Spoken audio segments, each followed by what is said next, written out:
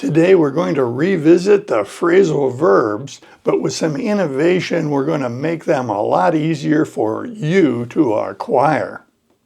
I'm Joseph and this is Input English. Let's get started.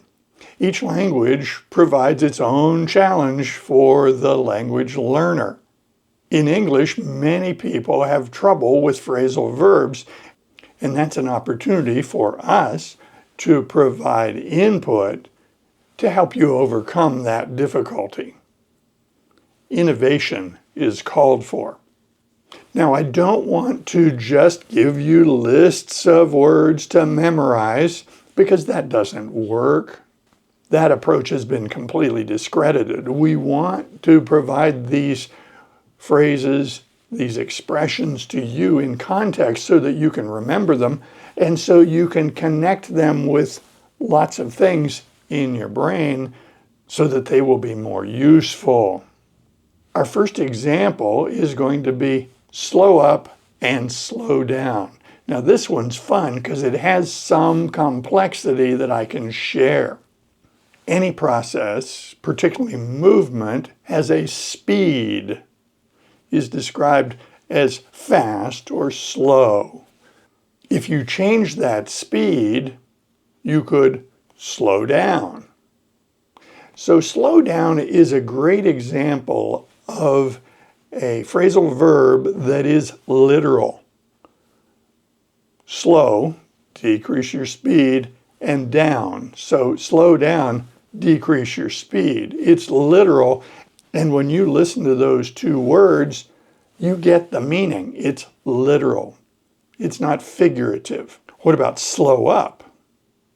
Well, the simple answer is slow up and slow down mean the same thing, but it's not actually true. There's more complexity. In the United States, of those two phrasal verbs, you're going to hear slow down. By far, slow down is more common in the US, and you're going to hear slow up more in England. In the United States, if you say slow down, it suggests that the slowing will be over a longer period of time, a sustained slowing, as opposed to slow up that might suggest a shorter period of time that the process was slowed. So let's imagine that you are driving in a car and the traffic starts getting heavy and you realize you're going too fast. You might slow down, or your passenger might instruct you, slow down. Let's say you're taking a walk with your friend or your spouse and you get ahead of them. You're walking too fast. They might say slow up because they want to catch up. Slow up suggests a shorter duration. If you look at these two phrases and you want to hit the easy button and not worry about this, you could just use the expression slow down. If you say slow down here or in England, any place in the world, you will be understood and you will violate no rules. Slow down is the safest way to go. Now, phrasal verbs can be separated and you can put the object of the sentence in the middle. So you could say slow it down, or slow her down, or slow the car down. So this is a separable form of a phrasal verb. In this up and down pattern, both forms don't always exist. Give up means to surrender, means to quit, means to acknowledge defeat, but there really isn't a use for give down. So give up is not a pair of up and downs. Give up is by itself. You could say give it up.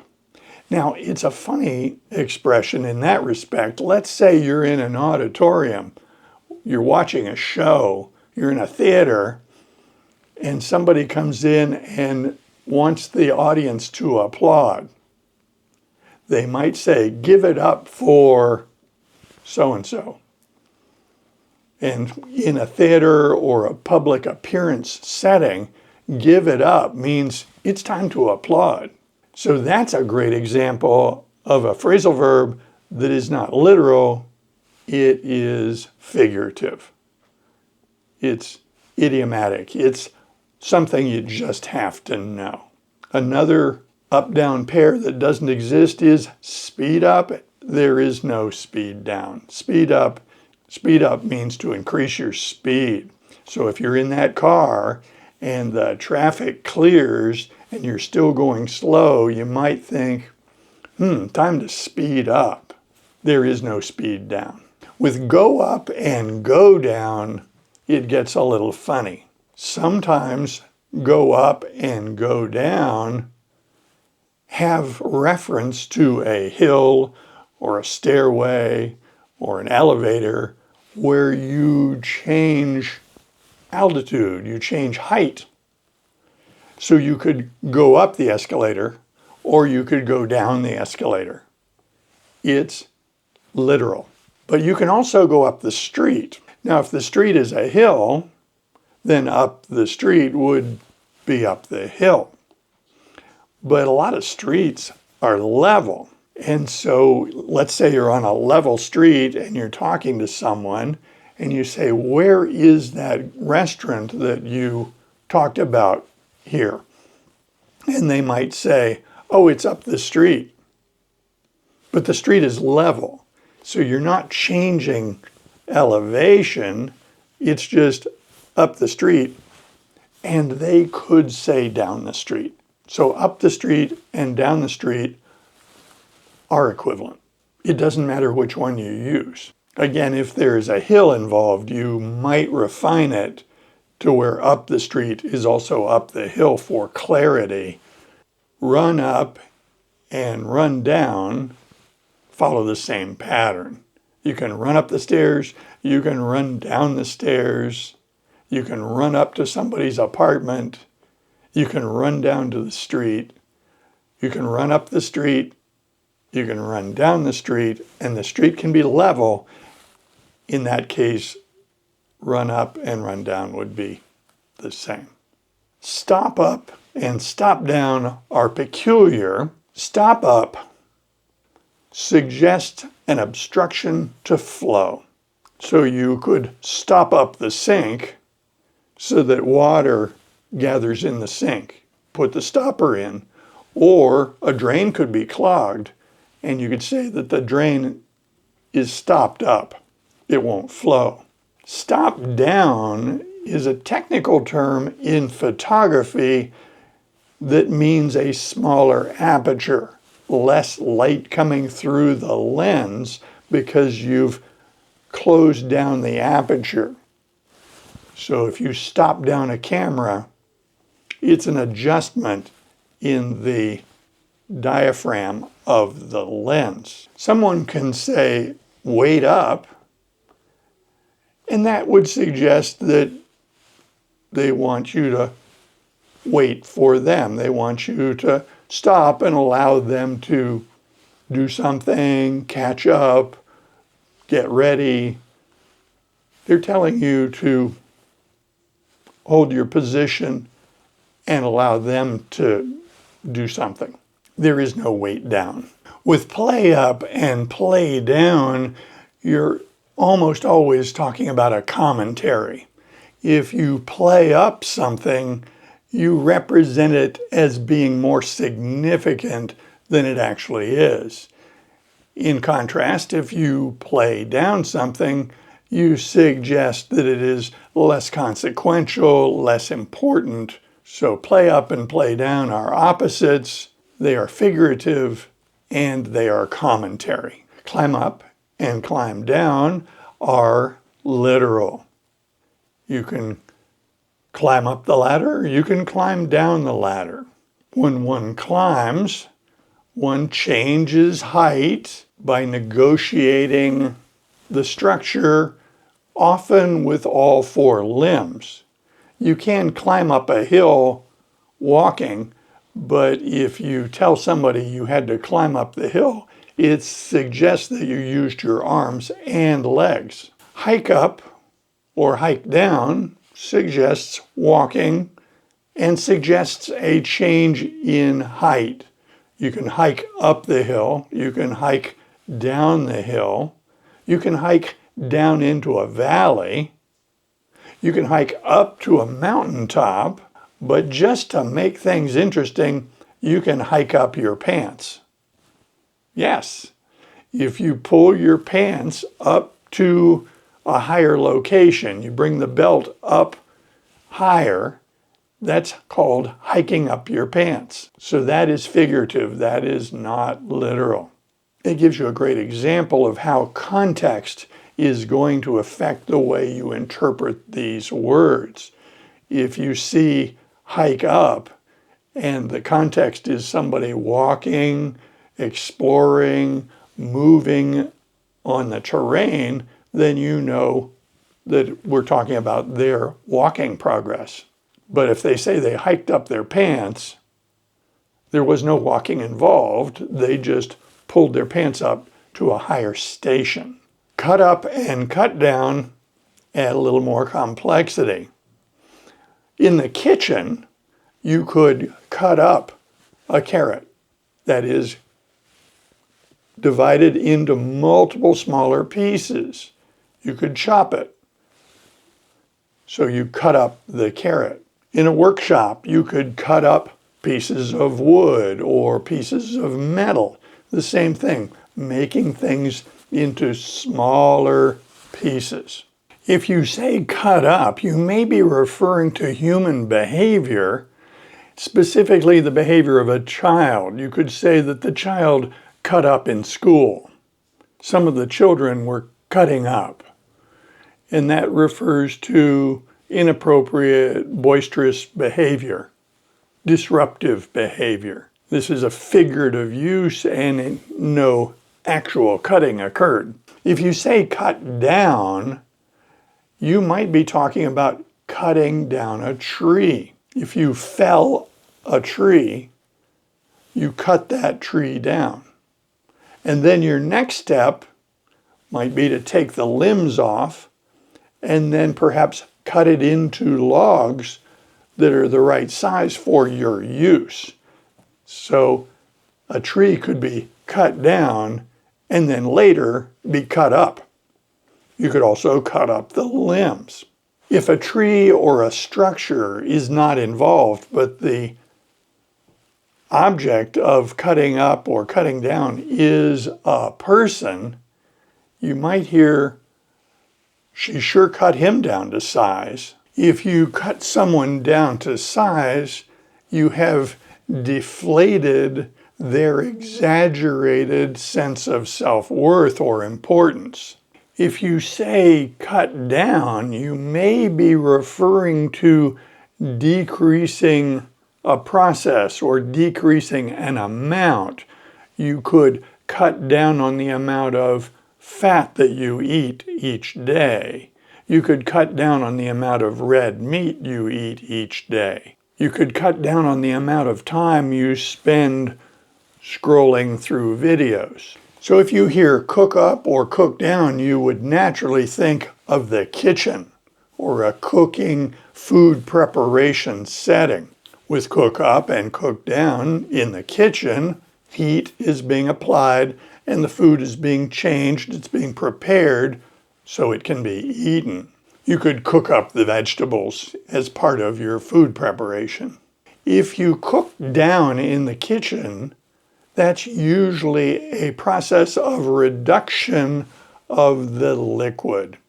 So if you are boiling vegetables to make vegetable stock and you want it to be more concentrated and less volume, you just keep it on the heat, keep it simmering, a slow, low-level boiling, and that evaporates a lot of the liquid, making steam, of course, and that process is called cooking down the stock. Now, when we're outside the kitchen, you can cook up things too.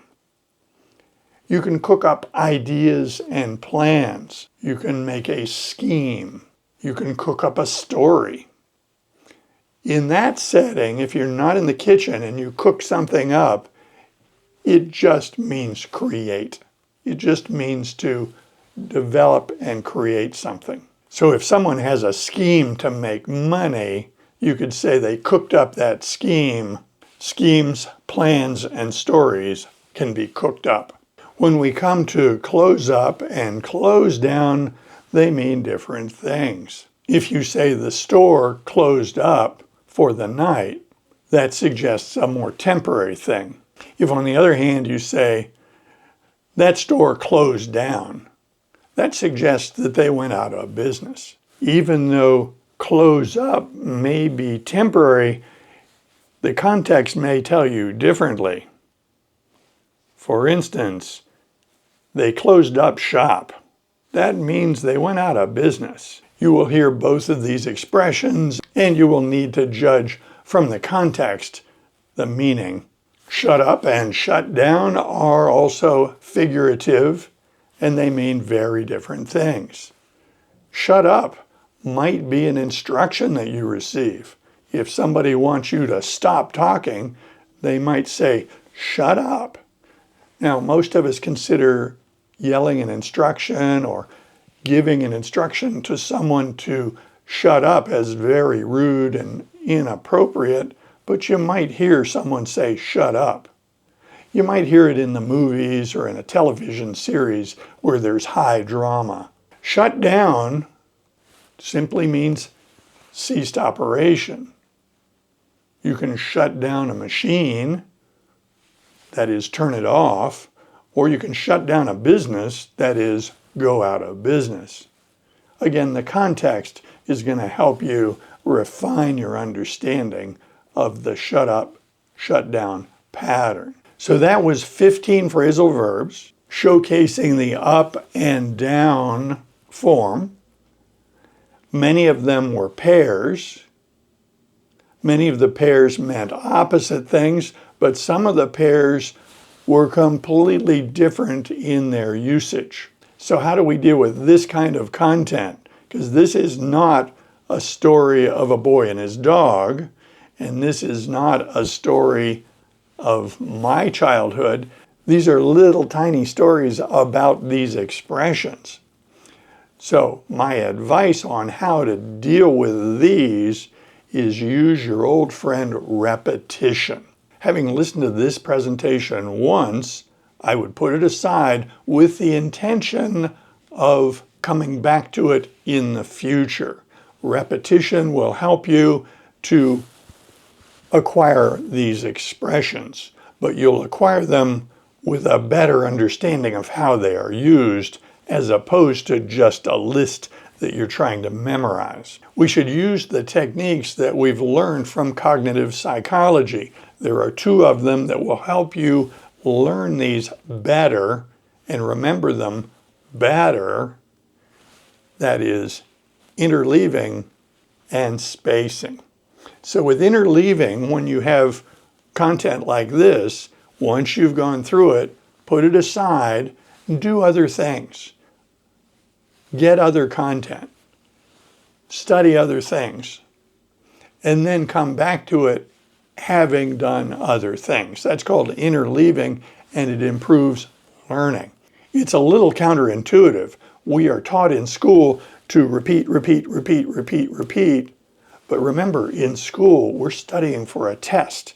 We're trying to get performance on a test, and the test is in a day or so. So you don't have to have long-term learning to perform well on a test. But with language acquisition, you're not worried about a test. You want the long-term benefit. So interleaving, even though it's a little counterintuitive, it violates your common sense. Do it. It will help you. The other thing is spacing. Again, in school, we are taught repeat, repeat, repeat, repeat.